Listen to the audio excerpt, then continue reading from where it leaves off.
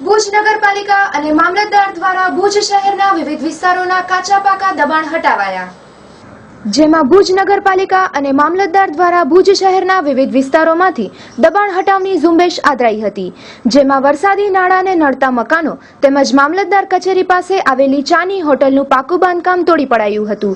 જેમાં મહિલા કોલેજ પાસે બનીના માલધારીનો ભૂંગો તેમજ ભુજના ભાનુશાલી નગરમાં પાણીના અવરોધરૂપ પતરાના બનાવેલા રૂમ રસોડાને પણ તોડી પડાયા હતા।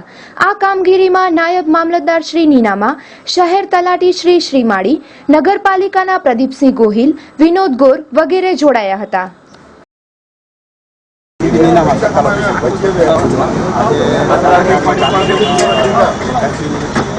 મહિલા કોલેજ છે એના વિજાપુર રોડ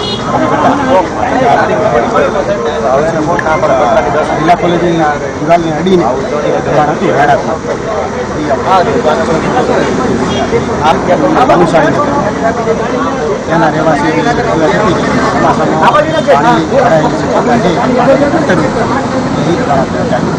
બીજું મામલતદાર